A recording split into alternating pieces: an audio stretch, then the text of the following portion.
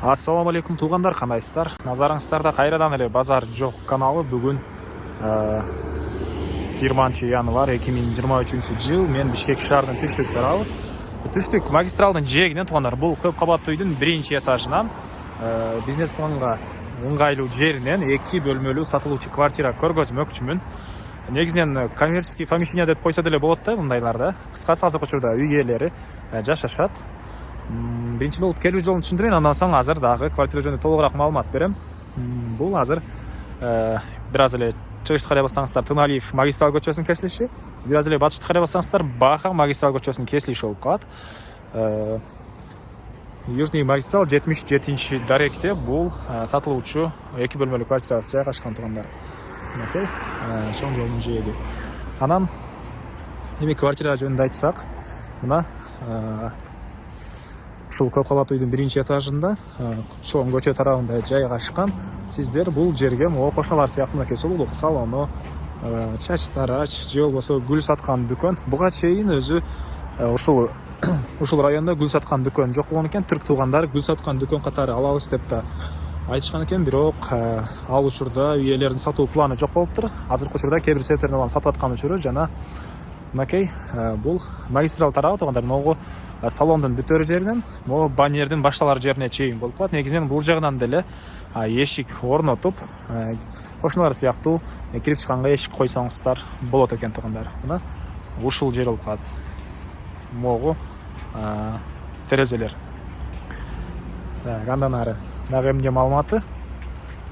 Мына бул райондун көрүнүшү туугандар, ушул чоң жолдун жээгинде жайгашкан.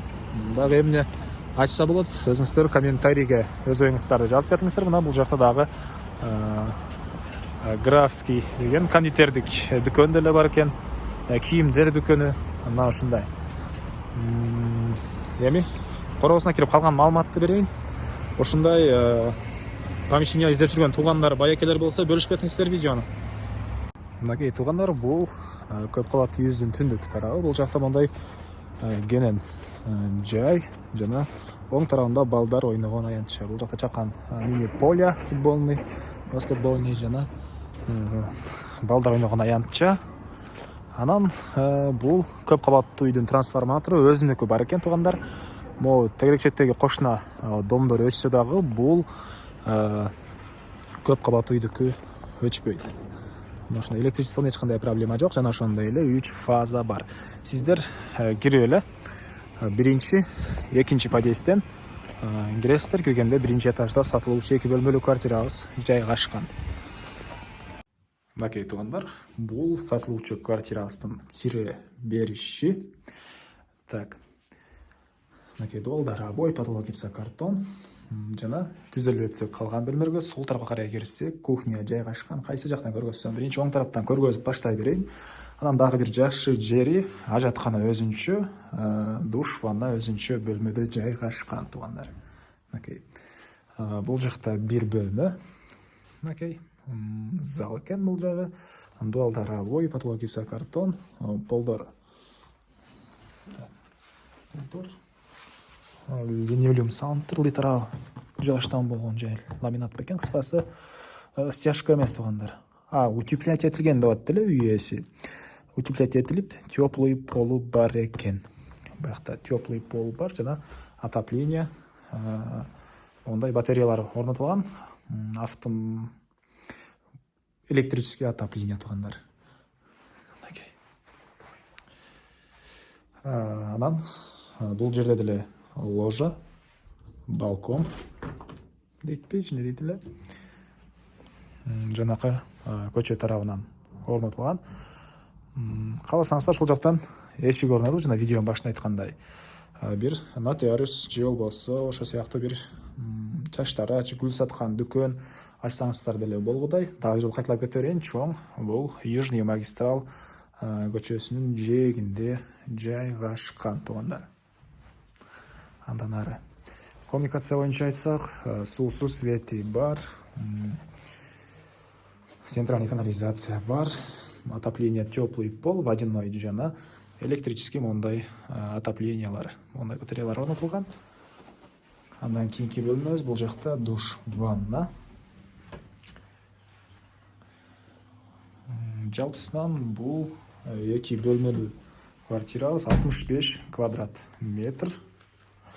65 квадрат метр жана бул жакта экинчи бөлмө. Мынакей.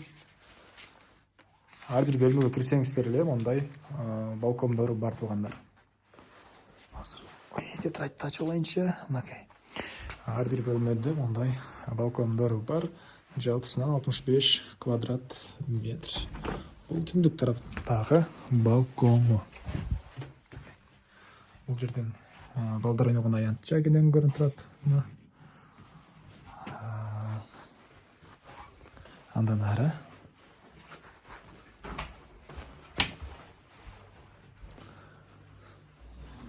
киргенде эле сол тарапта бул жерде ажаткана өзүнчө бөлмөдө. Ички тараптан раковина орнотулуп суу чыгарылган.